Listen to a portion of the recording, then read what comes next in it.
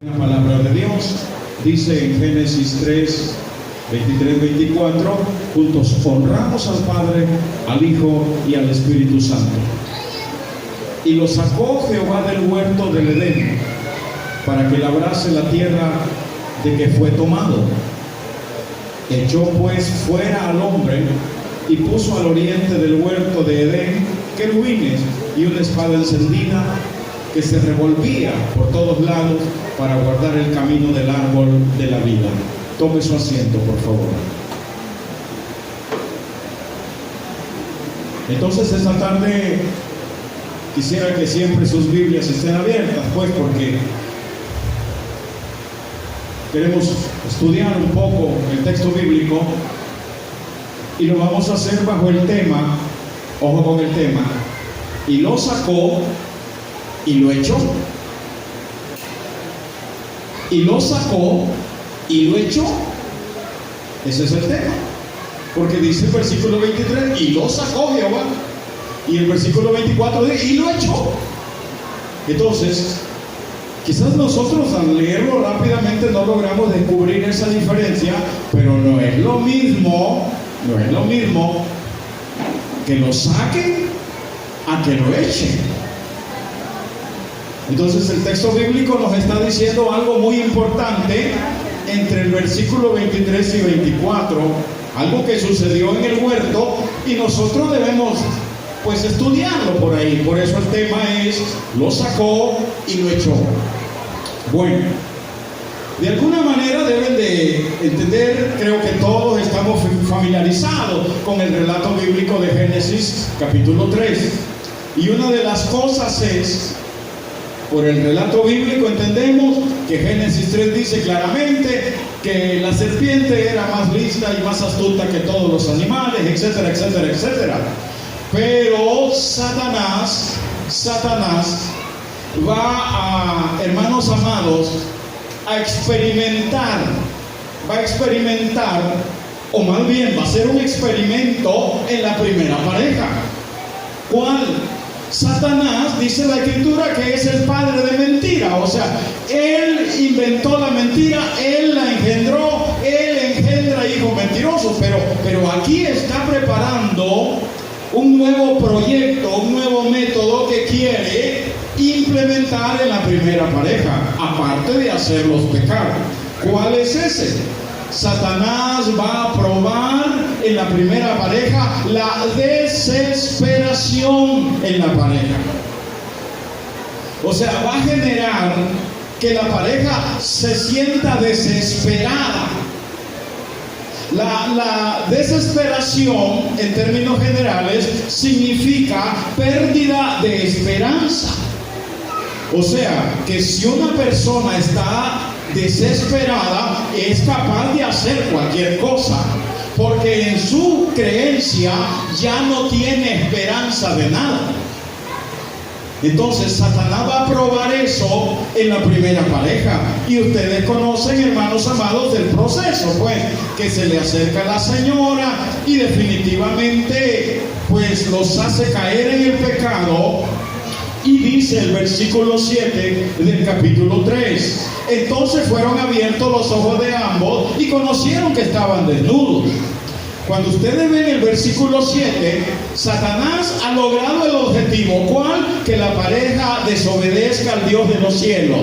Entonces, ahora viene la otra situación. Ellos ven, o dice el texto bíblico, dice claramente, y el versículo 7, entonces fueron abiertos los ojos de ambos. Cuando dice el texto que fueron abiertos los ojos de Adán y Eva, está diciendo que por primera vez conocieron el pecado. Entonces los ojos abiertos indica eso, conocieron el pecado.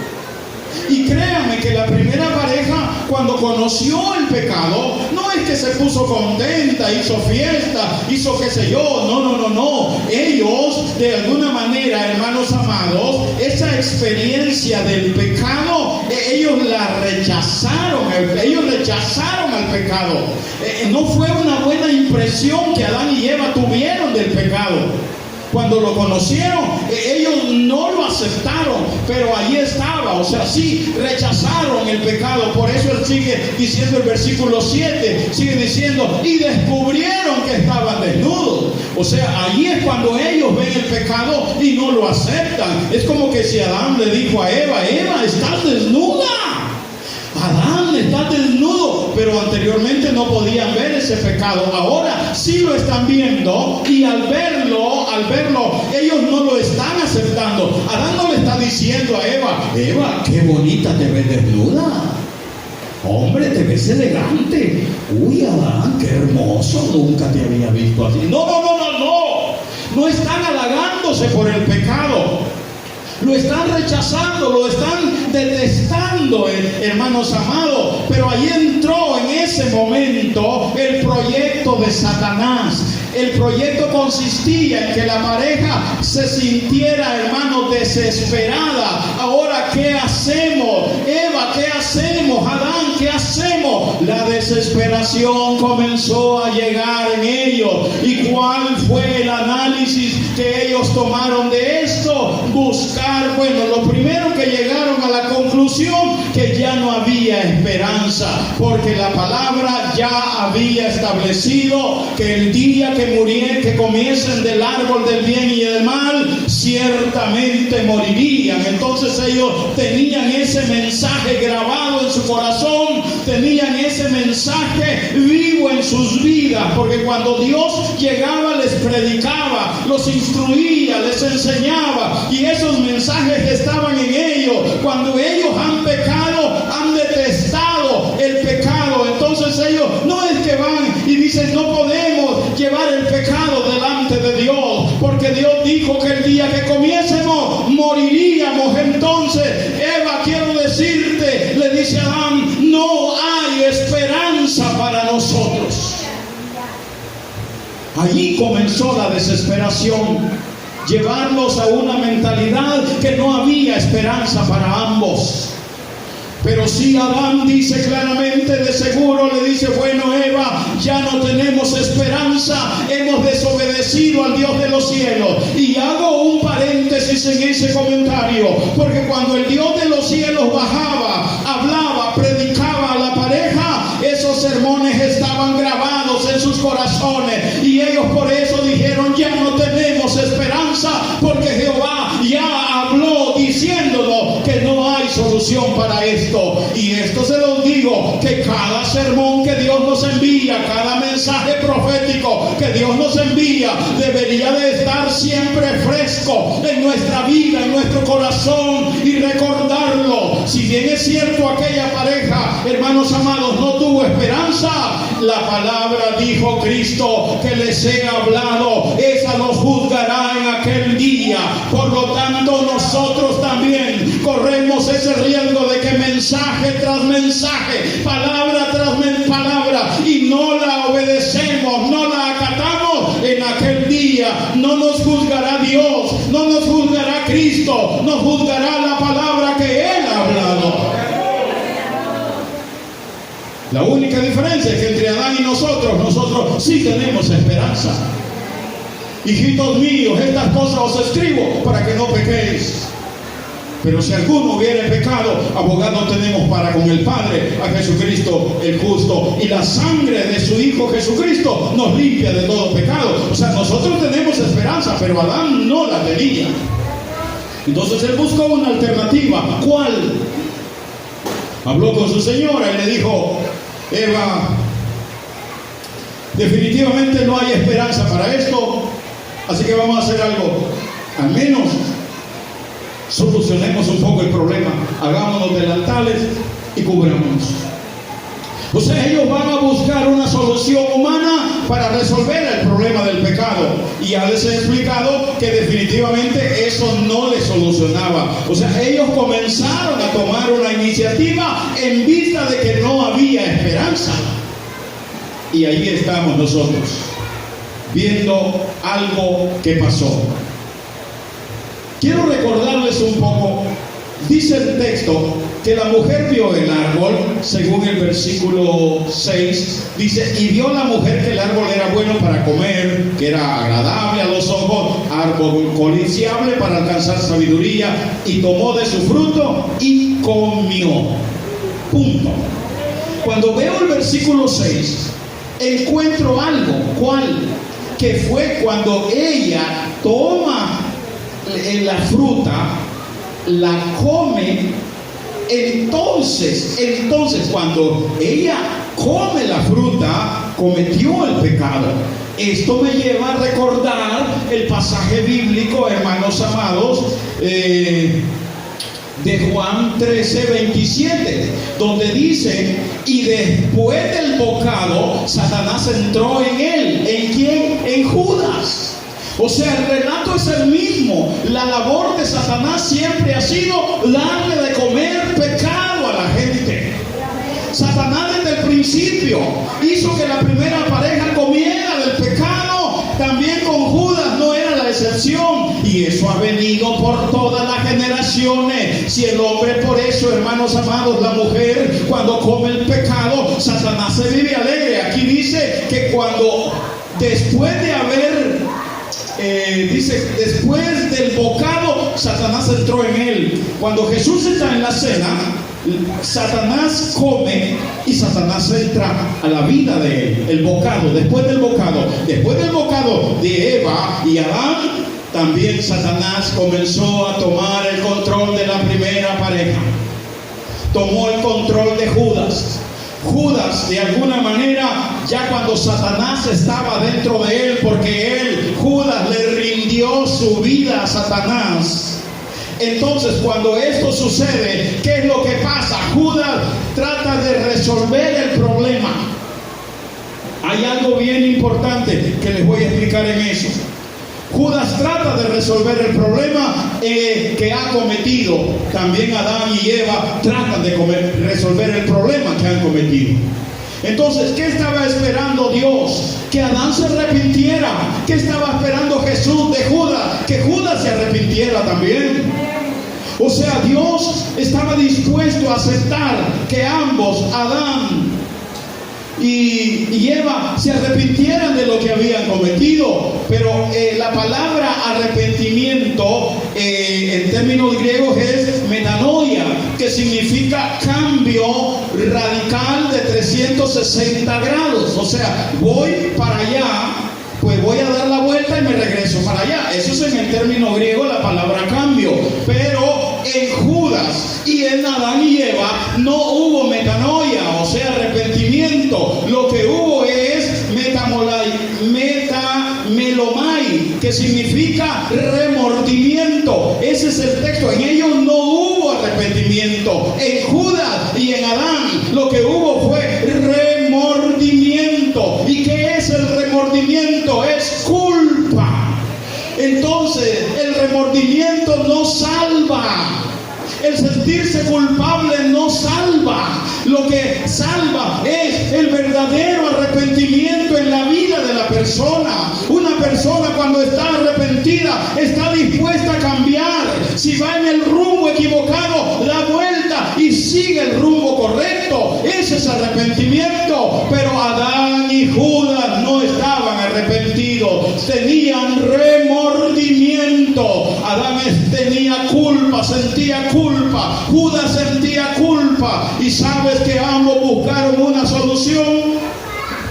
Judas dijo: he cometido una barbaridad. La culpa le hizo buscar a los sacerdotes, y los sacerdotes le dijeron: no podemos ayudarte con la culpa, ese es tu problema.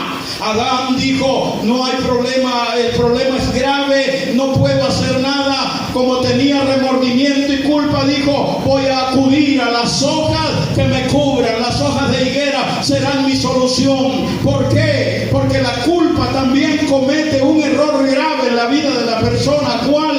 Que no acepta el error que ha cometido. Cuando alguien tiene remordimiento, siente culpa por haber fallado, pero no va a aceptar los errores. Y por eso, hermanos amados, cuando nosotros llegamos, Dios esperaba un arrepentimiento de parte de Adán, un arrepentimiento de parte de Eva, y cual Jesús en la cruz del Calvario no se muere porque está esperando que Judas llegue y le diga: maestro, perdóname, perdóname, me arrepiento de haberte vendido. Jesús estaba allá, pero cuando Jesús ve que Judas no regresa, se lanza al ladrón que tiene a la par y le dice: hoy estarás conmigo en el paraíso, porque Cristo lo estaba esperando a Judas. A su nombre. También Dios en el huerto de Adán, en el huerto de Edén, hermanos amados, estaba esperando que Adán se arrepintiera. Por eso el texto bíblico dice que la voz de Dios se paseaba en el huerto. Y Dios con un tono suave pregunta: Adán, ¿dónde estás? No es que Dios ande con un garrote buscándolo. No, Dios llega tranquilamente buscando a Adán, esperando que Adán reconozca y que se arrepienta y le pida perdón al Dios de los cielos por lo que ha cometido. Por eso la plática en el huerto del Edén, hermanos amados, no es solamente eso. Dice la Escritura claramente que Dios le pregunta: ¿dónde estás? Y Adán dijo: tuve miedo porque estoy desnudo. Ojo, Dios le está preguntando: ¿dónde estás? Y él le dice que tiene miedo y está desnudo. Y Dios espera que Adán se arrepienta y le dice: Adán, ¿quién te enseñó que estaba desnudo? Pero Dios no está bravo. Dios no está molesto. Él espera, le está dando la oportunidad. ¿Quién te enseñó que estabas desnudo? Entonces viene Adán y Dios todavía le dice, dándole una pauta para animarlo a que confiese el pecado. Entonces viene Dios y le dice: Adán, ¿quién te enseñó que estabas desnudo? ¿Has comido del árbol que yo te dije que no comieras? Amado, Dios le está abriendo las puertas a Adán para decirle.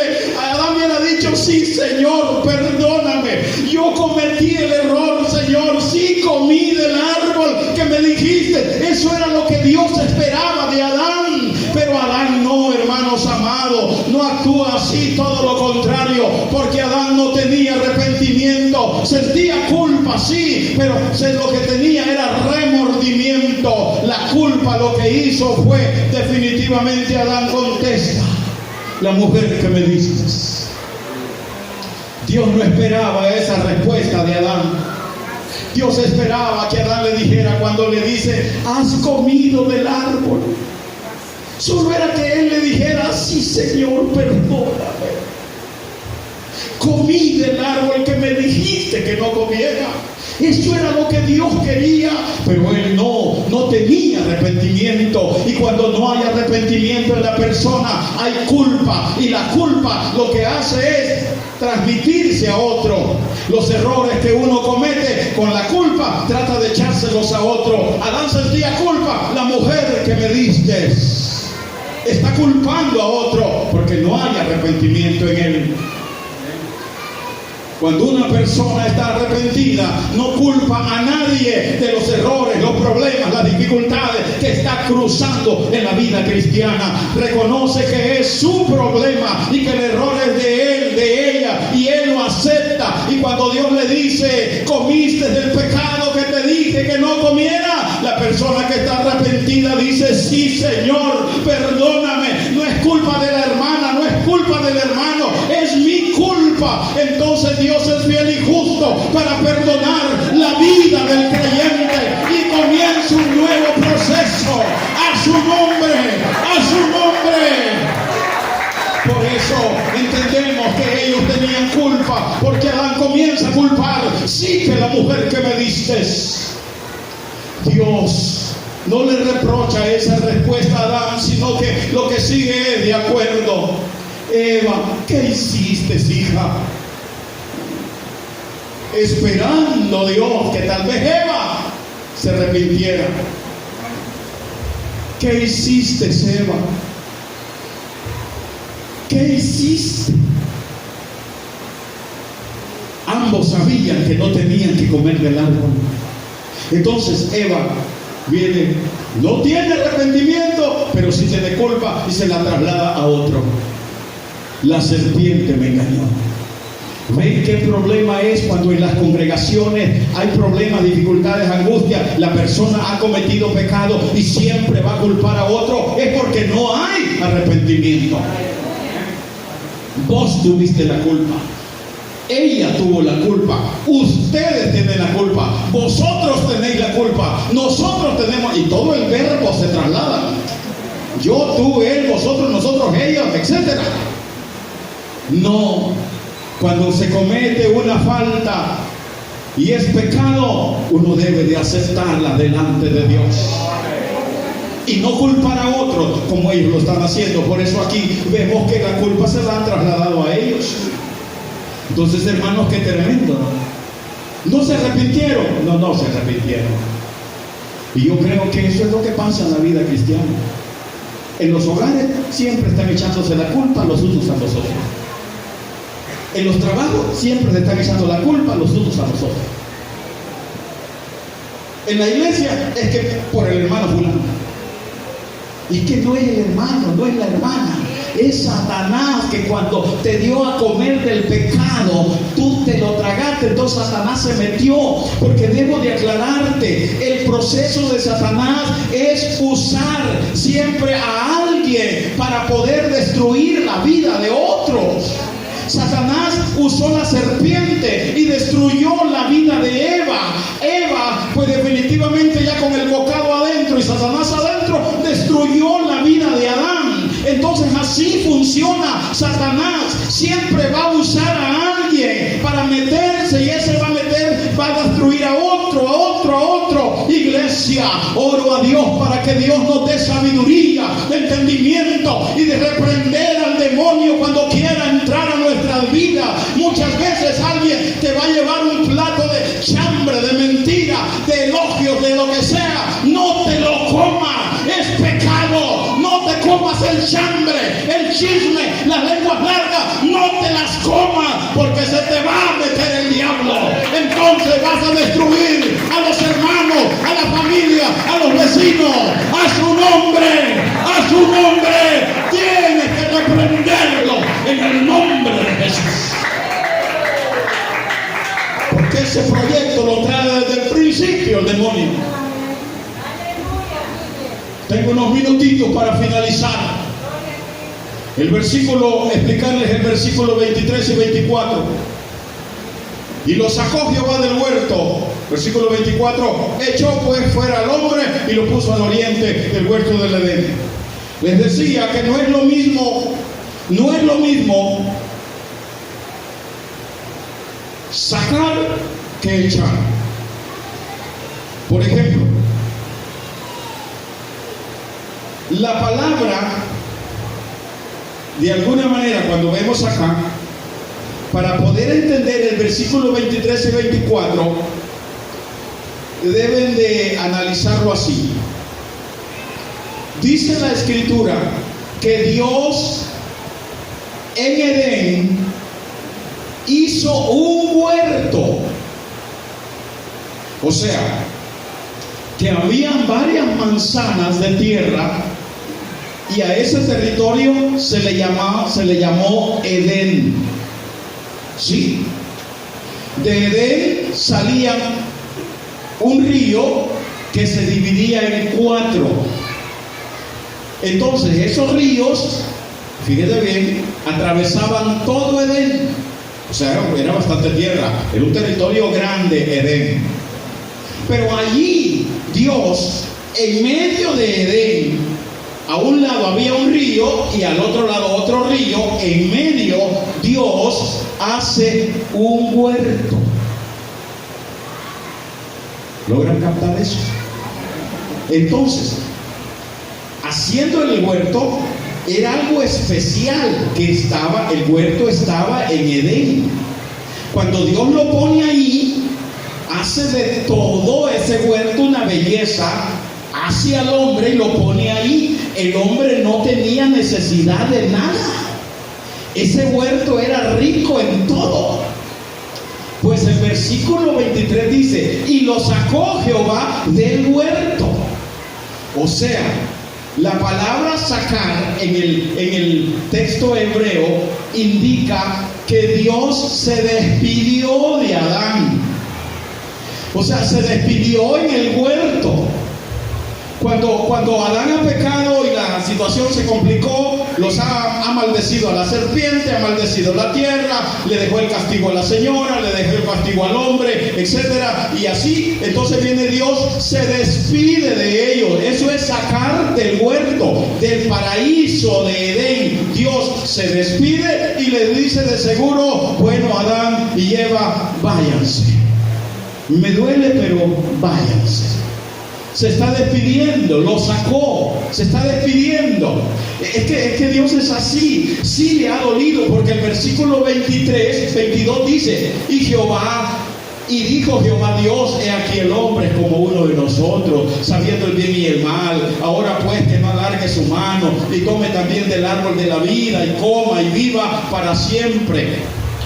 No, el versículo 22 no está hablando Dios con Adán y Eva, está hablando con el Hijo y el Espíritu Santo. Cuando dice, ahora el hombre es como uno de nosotros, ahora el hombre sabe el bien y el mal. Ahora Dios está hablando con el Hijo y con el Espíritu Santo. Y parece que esas palabras en la Torá existe una marginación donde se hacen constar los rabinos que Dios, cuando está diciendo eso, lo está diciendo con sentimiento de dolor y está llorando. Escriben los comentaristas de la Torá que Dios está llorando, está compungido y está diciendo, entre ellos tres están hablando, ahora el hombre es como uno de nosotros, ahora el hombre es como sabe el bien y el mal, ahora el hombre definitivamente, para que no alargue su mano, tenemos que sacarlo. Dios está conmovido, el versículo 22, y por eso en el 23 se despide de ellos, le dice, bueno, váyanse, o sea, está dolido. Pero ¿por qué aparece el versículo 24 y los echó? Porque Adán, si bien es cierto, Dios lo despidió para ir a trabajar a un lugar duro, a la tierra dura, la maldición ya estaba, espinos y cardos iba a producir. Entonces Dios se despide de ellos y le dice, bueno, váyanse muchachos, váyanse. Pero ellos, como Edén era tan grande, Adán hacía el mate que se iba a dar una vuelta, que se iba y después regresaba para otro lugar, como rondeando el paraíso. Pero Adán no se iba de Edén, Adán no se iba, no quería enfrentar la dura vida del error, del pecado que había cometido. Por eso simulaba que se iba para allá y luego regresaba viendo el paraíso, y así otra vez, y así estaba. Entonces Dios dice, no, yo te ordeno que te echo ahora. La palabra echar quiere decir en hebreo expulsado. Lo expulsó, porque Adán andaba dando vueltecitas de gato por ahí, para allá y para acá, que no quería salir de Edén. Ya había salido del huerto, pero no de Edén. Entonces qué duro, ¿no? Por eso la palabra no es lo mismo sacar que echar. Cuando lo echó, lo expulsó totalmente. Amados hermanos, qué duro, ¿no? Qué duro poder ver esto y ver, por supuesto, cuando nosotros vemos esta situación, pues, llegamos a la conclusión de que de alguna manera Dios le arrancó las hojas de higuera a Adán, como diciéndole, no te podés salvar con esto. Ya lo hemos explicado, mató el corderito y ellos estuvieron viendo cuando sacrificaban el cordero, le arrancaron la piel al cordero ensangrentada, como Dios tuvo que formar unas túnicas de esa piel y luego cubrirlos a ellos con esa piel. Adán y Eva lo estaban viendo, y sepan ustedes que Adán y Eva no hicieron nada para cubrirse, y eso es lo lindo, eso es la tipología, es el simbolismo del cordero de Dios que quita el pecado del mundo, porque el ser humano, usted y yo, no hemos hecho nada para que el manto de justicia esté sobre nosotros. Dios lo hizo todo. Solo hemos visto cómo Dios mató a su Hijo en la cruz del Calvario. Le desquitaron la carne, el cuero, formó túnica y nos la ha dado. A su nombre, usted y yo no hemos hecho nada, porque por gracia soy salvo y esto no es de vosotros, pues es un regalo de Dios. Si eso no lo valoramos, no sé qué podríamos valorar. No hemos hecho nada. Pues eso es lo que pasó en el huerto. Y los echó, los expulsó, porque ellos no querían salir. Los expulsó. ¿Sabes? Finalizo diciéndote esto. Mi rey, mi Señor, el segundo Adán, no lo expulsaron del reino celestial. Él voluntariamente vino a la tierra. Dios no lo echó del cielo, andate de aquí, andate que deja la tierra. No. El Señor Jesucristo voluntariamente, hermanos amados, por eso dice el libro de Filipenses capítulo 2, el cual siendo en forma de Dios no escatimó el ser igual a Dios como cosa que aferrarse, sino que se despojó a sí mismo, tomando forma de siervo, hecho semejante a los hombres, estando en la condición de hombre, se humilló a sí mismo, haciéndose obediente hasta la muerte y muerte de cruz, por lo cual Dios le exaltó hasta lo sumo y le dio un nombre que es sobre todo nombre, para que en el nombre de Jesús se doble toda rodilla de los que están en el cielo, en la tierra y debajo de la tierra, a su nombre, al morir en la cruz del Calvario, Él nos vistió con su manto de justicia. Es cierto, andamos en este mundo y todavía no podemos entrar al paraíso, pero tenemos un manto de justicia que, como dice Pablo en Corintios 15, 51, y aquí os digo un misterio: no todos dormiremos, pero sí todos seremos transformados en un abrir y cerrar de ojos a la final trompeta, porque se sonará la trompeta y los muertos en Cristo resucitarán primero, y luego nosotros, los que hayamos quedado, seremos transformados en un abrir y cerrar de ojos, porque es necesario que esto corruptible se vista de incorrupción y esto mortal de inmortalidad. Eso es lo que Pablo dice, que llegará un día cuando usted y yo vamos a ser transformados, pero sonará la trompeta y los muertos en Cristo resucitarán primero, y luego nosotros seremos levantados a su nombre, a su nombre.